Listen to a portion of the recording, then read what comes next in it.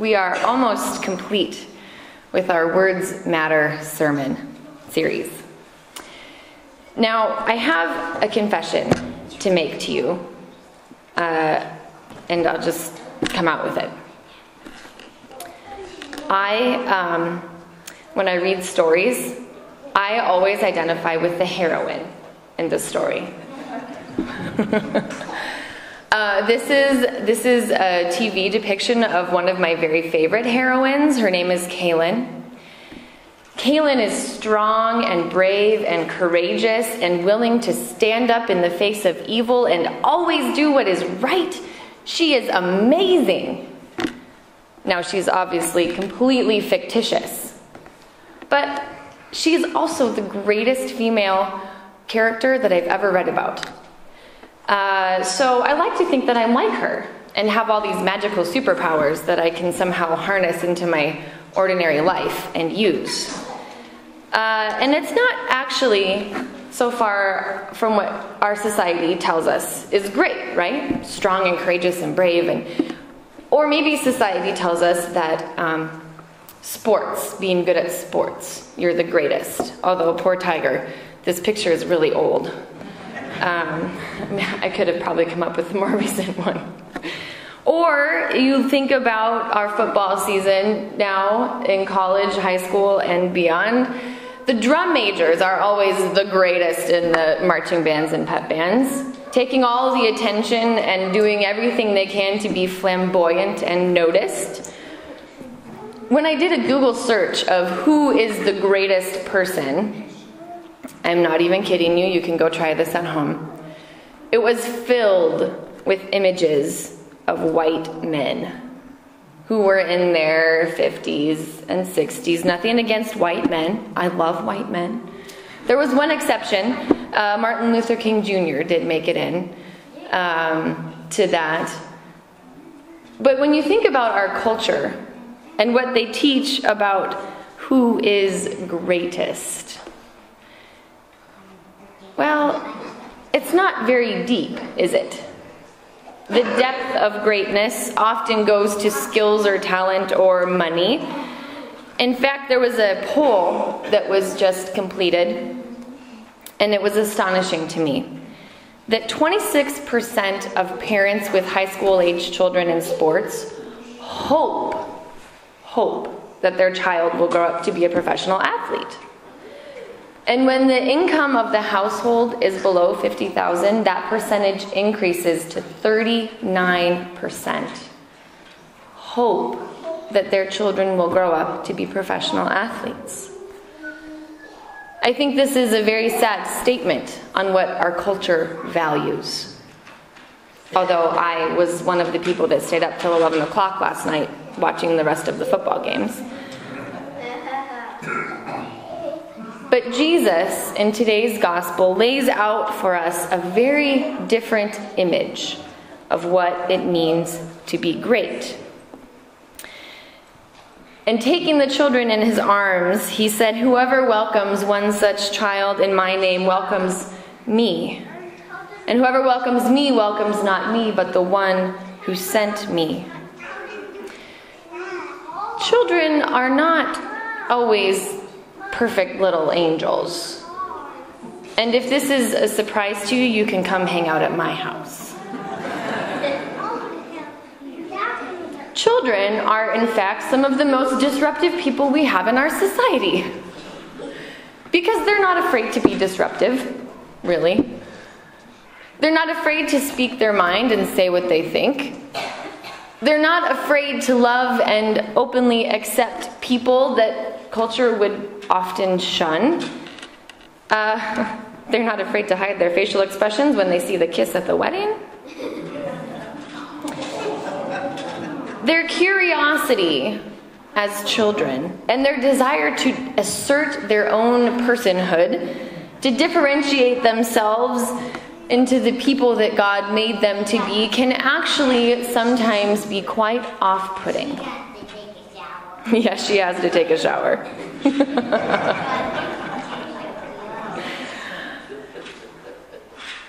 So what does it mean to welcome people as Jesus welcomed the children.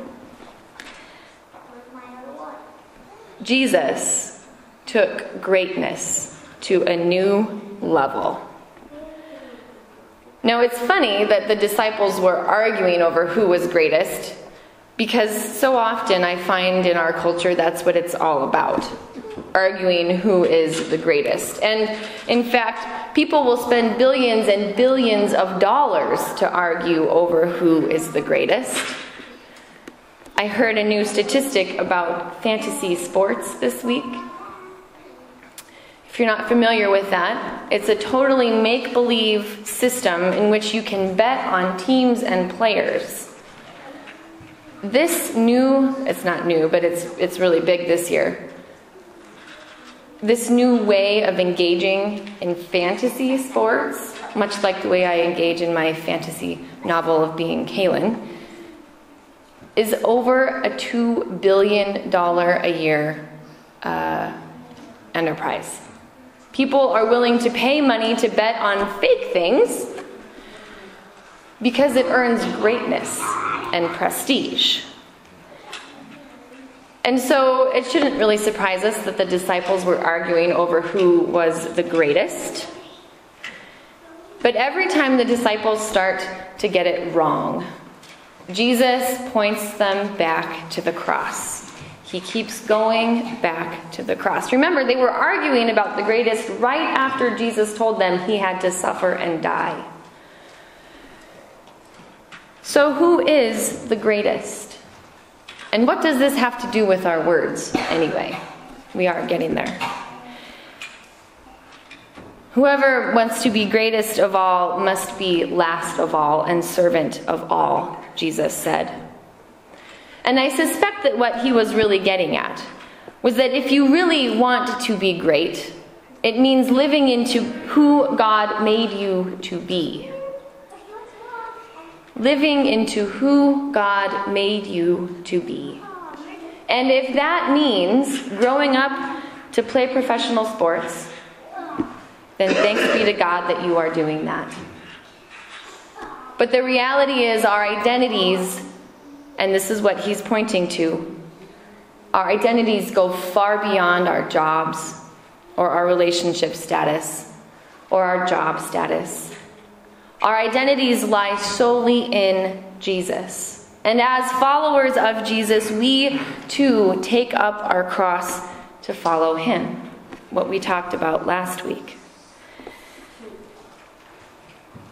The cross of Christ comes into our world and turns upside down our definition of great. Looking at the cross, the world sees only violence and shame. But the cross is where God's glory is fully revealed. Not as a God who cares for lives which are full of great accomplishment and earthly status, but it reveals the glory of a God who sees greatness in a willingness to be who God calls you to be.